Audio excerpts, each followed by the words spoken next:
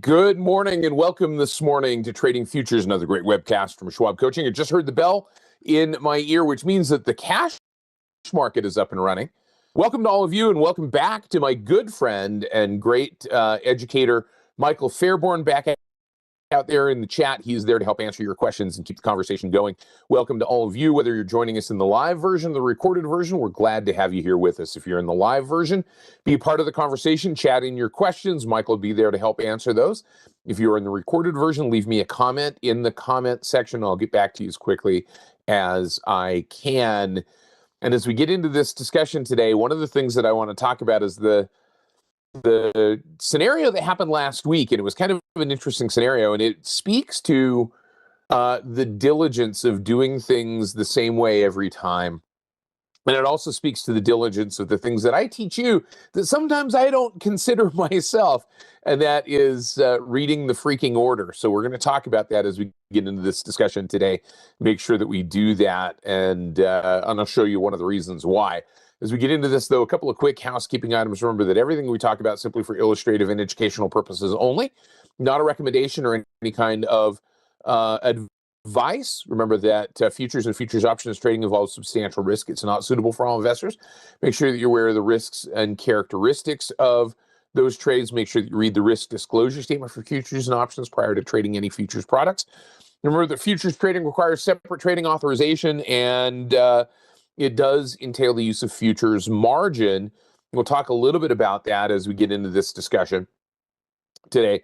Also, remember that we're going to talk, and we may talk about this, and we talked a little bit about it last week, and I want to kind of clear some things up too, about virtual currency derivatives. That's a broad term discussing a variety of different futures contracts that focus on this broad definition of virtual currency. Remember that those products that are based on virtual currency derivatives involve unique and significant risks. Make sure that you read the NFA Investor Advisory, Futures on Virtual Currencies, and the CFTC Customer Advisory, Understanding the Risk of Virtual Currency Trading.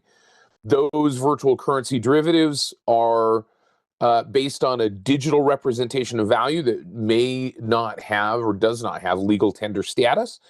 It has a variety of different influences. It's a dynamic market, so be aware of that. And so I just want to kind of call that out again as we get into this discussion, that you should carefully consider whether trading in virtual currency derivatives is appropriate for you in light of experience, objectives, the current circumstances, relevant circumstances that might be happening in the market, and your financial resources. Now, we're going to be using the Thinkorswim desktop software platform today, specifically the paper money version of that platform. Remember, it is not a guarantee of future success out there in the real world. It is a great learning environment. That's where we're going to be today. It does not do some things that a live trading account will do, including using scans or studies in scans, but it is a great learning environment, like I said. Again, technical analysis is only one way to look at the market. It is not the only way. It is theoretical in nature. And so keep in mind that no means of evaluating the market is a guarantee of what the market is going to do. Also, remember that stop orders when trading futures contracts is a little bit different.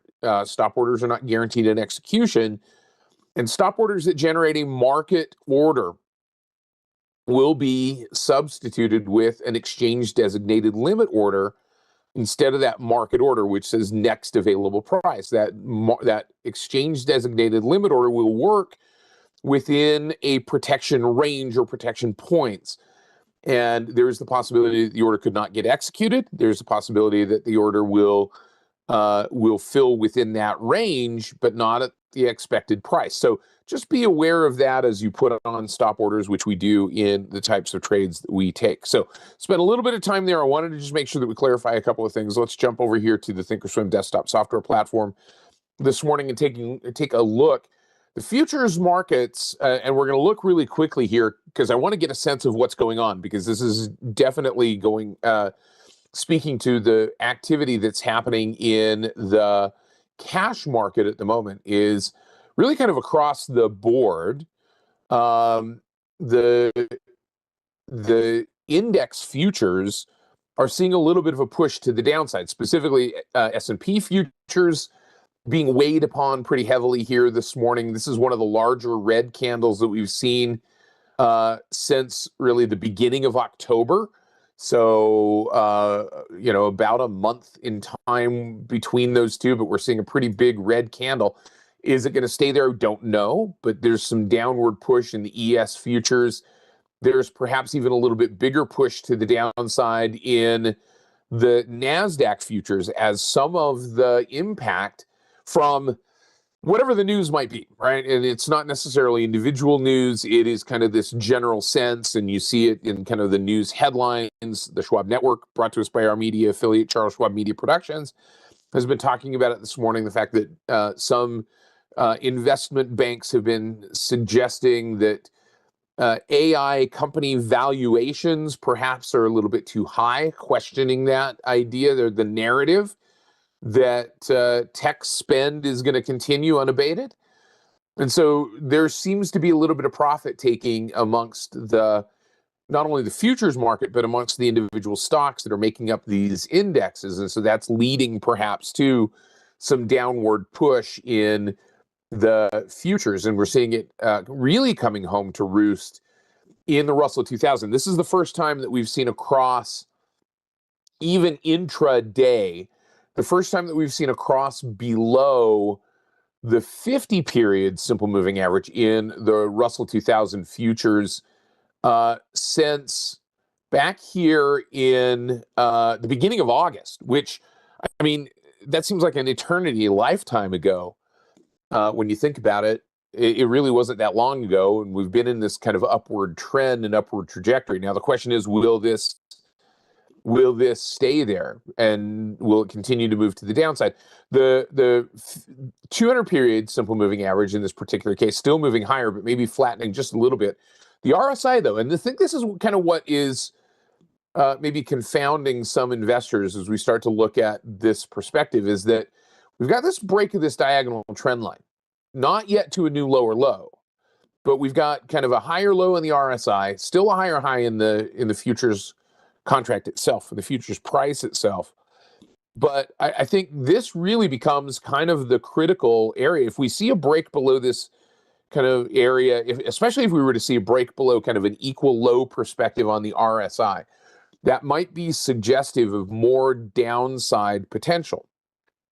But here's the thing, and one of the things I wanted to talk about today, and we've talked about this before, is in terms of using futures contracts, the fact that it is, a futures contract could be used directionally, both to the upside or to the downside, not simultaneously. Although you could, I suppose, put on a simultaneous trade using futures options. But we could go long the futures contract and take advantage of upside movement. We could go short the futures contract and take advantage of that downside movement. And I think you can maybe make the argument, and I've said this before. Here's the argument that I'm going to make when it comes to directionality. We could, as investors, traders, investors, depending on the types of accounts that they might have, the types of margin accounts that they might have, the idea might be that we could short stock. And shorting stock is a valid strategy. Shorting stock requires that there be shares of the stock to be able to borrow. So it has to be easy to borrow generally. And it requires that margin account. Now, trading futures requires that as well. So you could maybe make the argument they're equivalent in that sense from that margin, not specific margin requirements, but the fact that both require margin input. But I think from a directional standpoint, maybe for traders, it becomes a little easier to understand trading the futures contract to the downside as opposed to shorting the stock. And perhaps that's one of the reasons why traders may use, institutions may use futures contracts as a means to hedge against adverse movement in a long stock portfolio. So we'll kind of talk through this, because we do have in this particular account a long stock portfolio that we've talked about using one of these futures contracts as a means to hedge or offset that performance before. And we'll see if we need to do that. I want to watch this for just a moment. But a couple of things that I've noticed going on this morning, and I'm going to pop back over here to my futures movers grid. And there's the /M2K. We'll talk about that one. That's the one that we might use for hedging in this particular case. But there were two metals contracts, I think, this morning that I was looking at that were moving /SIL,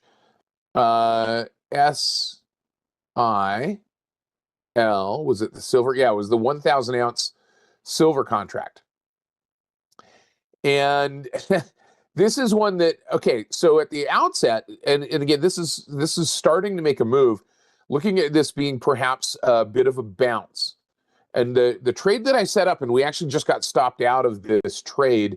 I put this trade on earlier as things started, but it's gone almost exactly in the opposite direction. And sometimes that happens, and that is the reason why traders will use stops. But I wanted to kind of talk through this. So I'm going to move over to the right-hand side part of this grid for the moment. I'm going to just maximize that cell right there and kind of talk through what I was seeing in this perspective. The first thing that I was seeing was the fact that it bounced off of this support down here around the 47.15. I was watching this on today's 5-minute chart. Each one of these candles represents 5 minutes of trading. So it bounced up and it pulled back and it made a higher low on the MACD. And then it bounced up again and it made a arguably lower high on the MACD in terms of that MACD histogram. But then when it pulled back here, what I was looking for was this little bit of a reversal, this kind of bounce up off of that support level and a move back in this particular direction. And the reason why I think this is an important example and an important illustration of how short-term trading and why we structure short-term trading the way that we might. I mean, there's lots of different ways that we could approach this, but the way that in this particular illustrative example, I structured the trade the way that I did was in the event, because this is very much a speculative move, that speculative move of if it breaks above this what was previous support, now potentially acting as resistance, and it moves, it's likely to move potentially in that direction if it's got momentum behind it to that next level of resistance. Now, there's a couple of significant levels of resistance here. There was one at 47, but I would argue that if looking at this time span, 1, 2, 3 touches of this resistance up around the 47.95 would suggest that that is perhaps the most relevant level of resistance, or would have been potentially. So I entered the trade. The way that I set this trade up, and here's what I was looking at. I'll kind of zoom in on this chart to that time frame so that you can see where I was at that point. Here's where I was when it entered the trade. In fact, when I set it up at first, I was right here. And I set that trade up, and my condition was this. The buy stop, looking at going long here, the buy stop was at 47, like 47.38. And it was a buy stop at 47.38. Buy stop says, buy this contract if the price moves above 47.38, then enter the trade. So it says stop, don't do anything until price is above 47.38, then send out a marketable order. And remember, buy stops that issue market orders are going to work exactly the same way as a sell stop that issues a market order. That market order is going to get worked as an exchange designated limit order. We could have set it up as a buy stop limit, in which case it would be subject to those limitations of that limit order. But I put it in as a buy stop, understanding that it might not get filled exactly at 47.38. That was simply my activation price, not my execution price. So the condition that I was looking for in this particular example to get into the trade, looking to go long this silver contract, was the bounce off of the support level, the break of this short-term resistance, which was previous support. Remember, old support potentially becomes new resistance. That's the theory. And a positive momentum indication. Now, I could have coded that positive momentum indication into the trade using studies in a conditional order. So the condition would be a buy stop above this level and a positive move on the MACD histogram. If you want to learn how to do that or how to code that, I'll tell you what, Michael Fairborn on Thursday afternoons teaches a great webcast called ThinkScript or using ThinkScript. I don't know exactly what the title is. I know I've taught it before, but Michael, I'll let you put the link out there into the chat.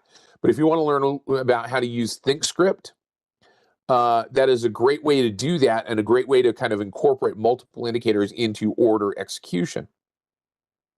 So the condition that I was looking for, kind of this dual mandate execution order, was the break above the resistance and a positive MACD. And so we got that. And in fact, if we kind of come forward a day or a candle, a 5-minute candle, I got the break above the resistance level. I got the positive indication on the MACD. So it was entry signal, right? And again, not a recommendation. I'm just simply illustrating one example that happened to turn out to be not such a great example. But the trade executed, it got filled. We were long in the contract. And at the same time, when I put the order on, I had put on an OCO bracket order. So I had a sell stop down here at 47.15. 47.15 was my sell stop, so that if this went against me quickly, it would take me out of the trade quickly. And that's exactly what happened here. So I was looking at making that move, ideally back up to this target where I had a sell limit order. It says sell at this price or better, and when you're selling or better is higher. So I had a sell limit order at 47.95 to take the trade off up at that point.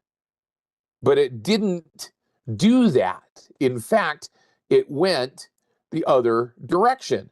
And it got back down here, and I saw that out, kind of out of the corner of my eye. I was prepping some other stuff, and I'm thinking, okay, it could still bounce. It might drop through this level, and if it does, it stops me out, theoretically.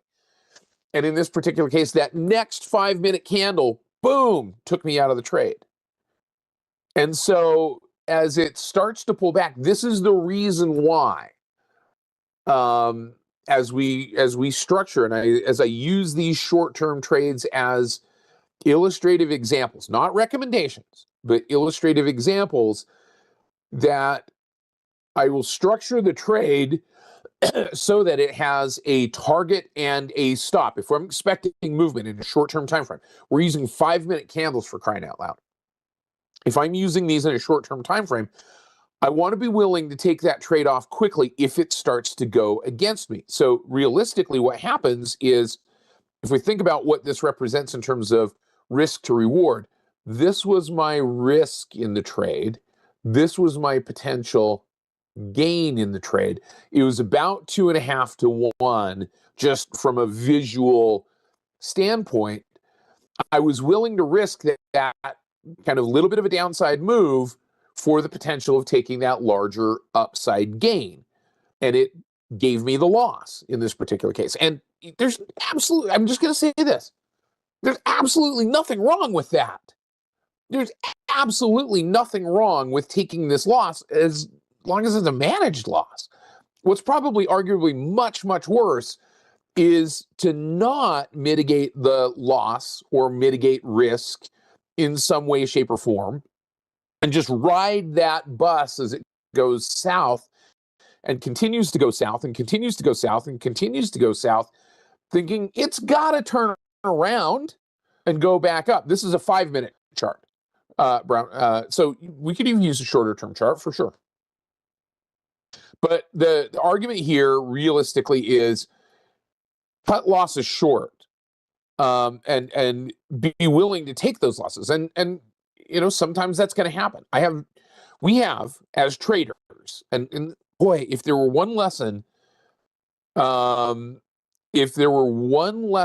that I could pound into people's heads, and I try to do this when I'm on stage and doing live workshops, is we are not in control of what the market is going to do.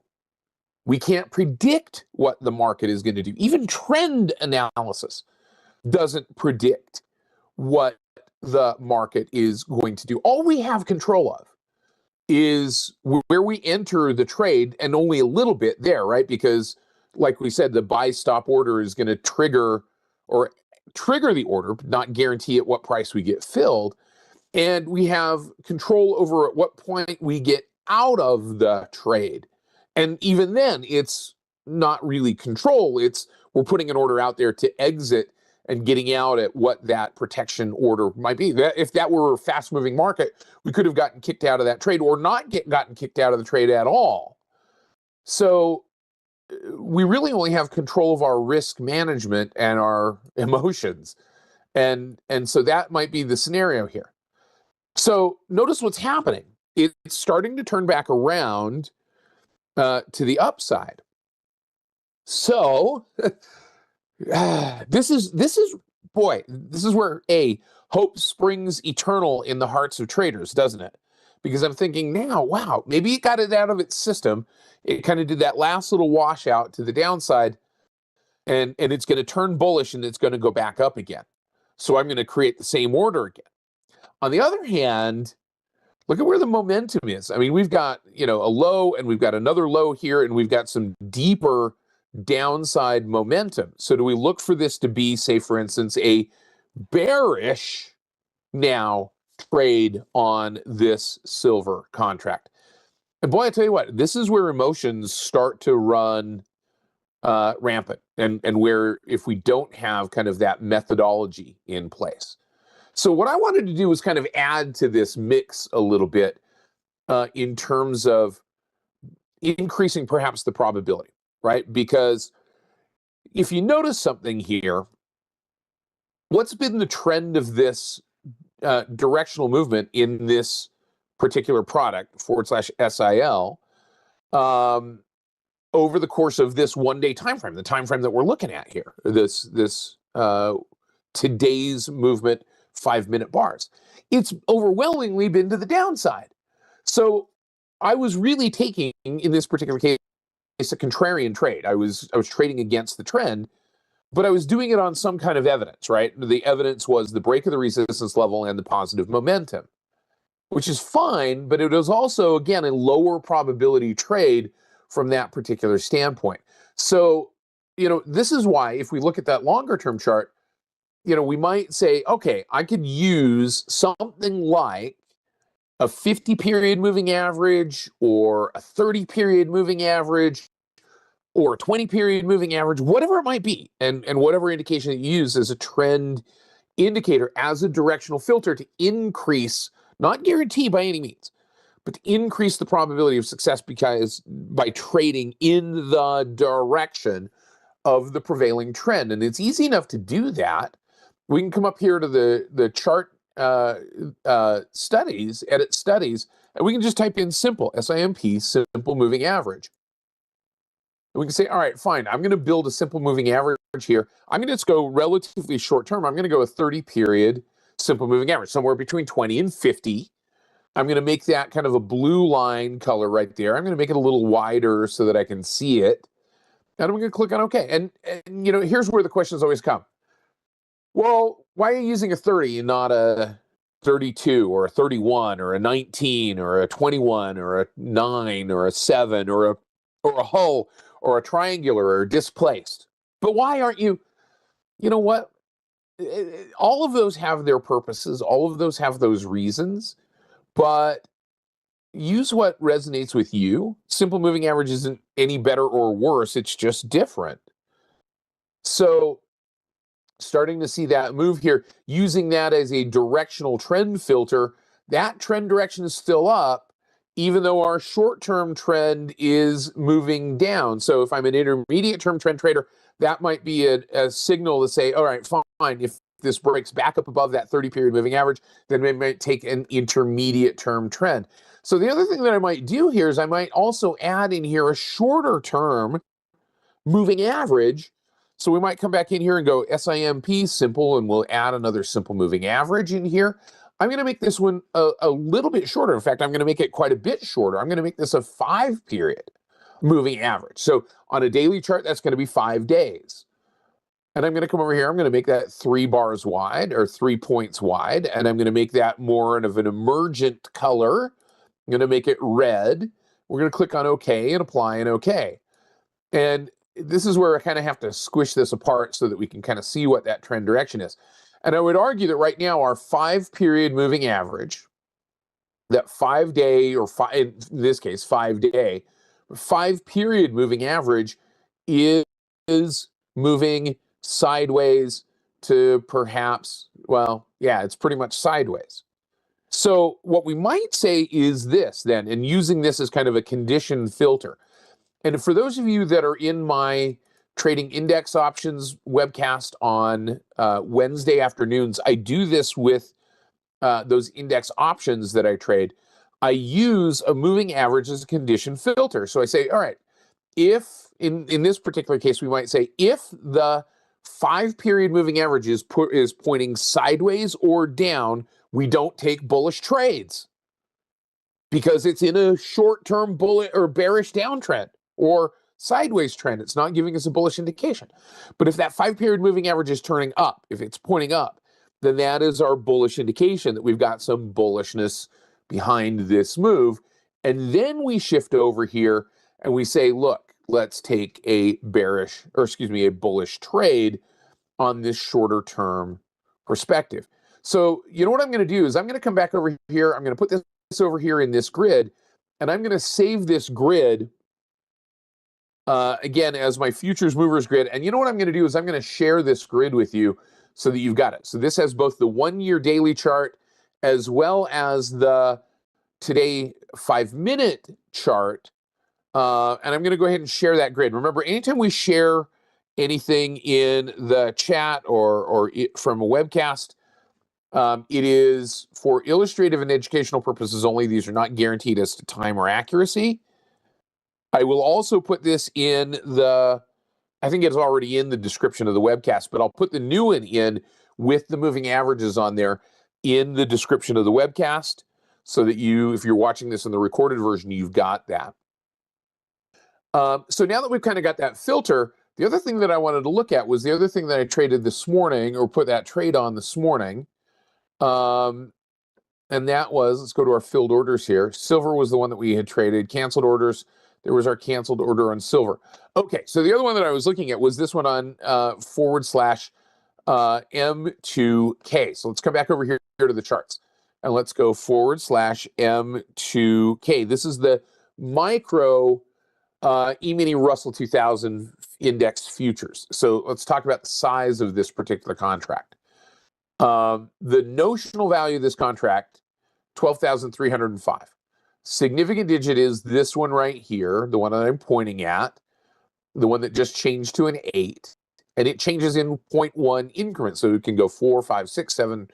It might move a little bit faster than that too. Now, each time that ticks, that's 50 cents.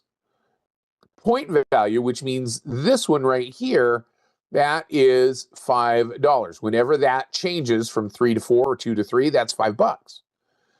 $5 times this number right here gives us this notional value for the contract. All right, our initial margin into, if we go to our futures drop down here, our initial margin on this contract, one contract, $941.60. That can change. It does change based on market forces, based on exchange or brokerage changes. Those initial and maintenance margins can change. Speaking of what doesn't change is the fact that we listen to you all the time. We've got a feedback survey there in the chat. Do me a favor really quickly and click on that feedback survey, open it up, set it aside so that you can come back and fill that out at a later time. We listen to and read everything that you put out there, and we use that to make these webcasts better. So my thanks to you for doing that and filling out that feedback survey. So starting to come back up off the bottom here a little bit, starting to get a little bit of a bullish, potentially bullish hammer candle. But let's take a look right now at what our trend direction is and using our trend filter. 30-period moving average is going sideways. 5-period moving average is moving down. So if that's moving down, then given the conditions that we've just talked about, this circumstance would suggest that we don't take a bullish trade, even though we've got a bullish short-term candle here. Let's look over here on the right-hand side. And look, we've got some bullishness moving to the upside, but it's running potentially up into a resistance level. Now, this is where, again, emotions challenge us, don't they? Because this looks like, for all the world, like a really nice little deliberation pattern to the upside. Big bullish candle, follow on candle, and then it kind of dribbles off. Look at what's starting to happen here. We're starting to get this downside move. So what I'm going to look at is the potential that this is running into a bit of a resistance right here at about this 24.65 level and moving to the downside.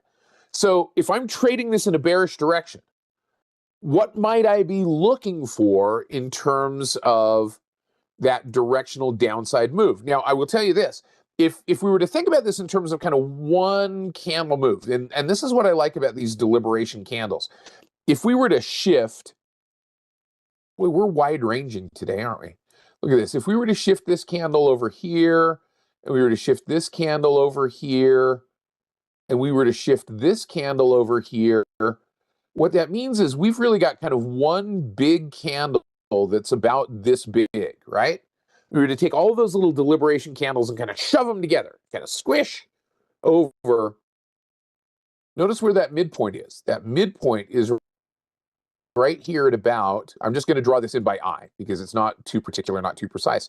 That midpoint is around 24.55. Now, one of the things that technical analysis teaches us is that the midpoint of big candles, which is what we've just kind of created on our own, the midpoint of big candles oftentimes acts as a level of support or resistance. For some of you who are familiar with pivot points, it's that S1 or R1, kind of depending on which side of the midpoint of the candle you're on. So what if we did this? What if we drew a line right here? And we said, fine, I'm going to take that level and I'm going to use that as a support level. And if price breaks that support level, I'm going to look for a downside movement. And I'm going to take a bearish trade because I've got that intermediate term or that short-term trend line, that short-term moving average on the longer-term chart, giving me an indication that maybe there's a little bit more bearishness still. Even though we've got this big bullish momentum, it's running into that resistance level. So look, we've got a support level down here that might give us a potential short-term target down around that 24.32 level. So here's how I'm going to set this particular example up. And again, not a recommendation, simply an illustrative example of how we might take a short-term directional trade, but in the direction of the prevailing trend in that short term. So this is going to be my stop right here. My stop is going to be this line, that 24.65. My entry into the trade is going to be right here, thereabouts, right about that 24, we'll call it 24.53. And my target for this trade is going to be down here, based on that move back down in line with that prevailing downtrend. And if it goes against me, guess what?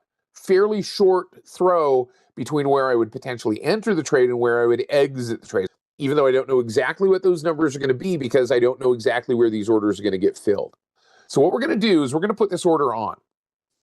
And again, our conditions are a break of this support is going to be our entry signal. Now, ideally, and I'm going to let Michael Fairborn kind of deal with that in his ThinkScript webcast and talking about how you might script studies into order entry. But if you think about this in terms of what we want to see, we want to see some downward momentum. So I'm going to look to create this trade. We're going to right click right here at about this 24.53. And I'm going to do a sell custom with OCO bracket. Because remember, now we're looking at trading to the downside. Now, here's where reading the order becomes very, very important.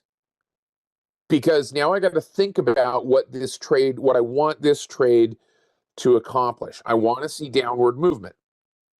So I'm going to use a sell stop, because if I were to put a limit order in here, that sell limit is going to say sell it at this price or better. So I have to make my initial entry order, which is the top line here, a sell stop that says stop, wait, don't do anything. Don't sell this, meaning get into the trade, sell to open, until price breaks 24.53.30. So I'm going to make that 24.53.30. And that's going to be my sell stop to get into the trade. Okay. And now my exit, on the other hand, is going to be that target to the downside, which is buy it at this price or better. Now, remember, limit always says or better. So when I'm buying something, or better is less. So what I want to do is I want to buy it back down here at 24, we'll call it 24.33.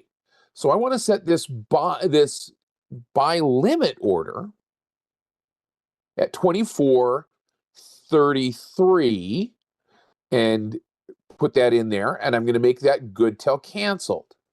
Okay? Because I don't want to have to recreate that.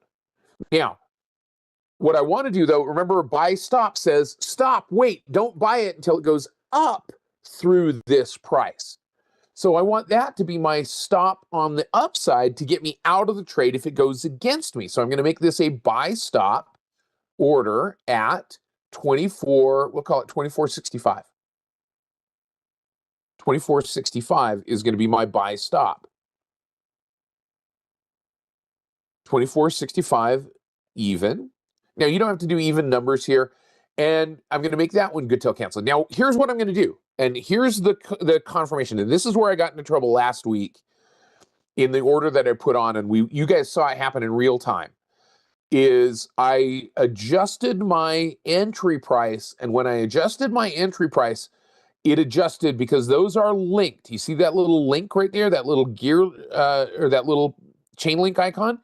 When I adjusted my entry price, it adjusted all of these, and I adjusted it when I came back in and re-entered it.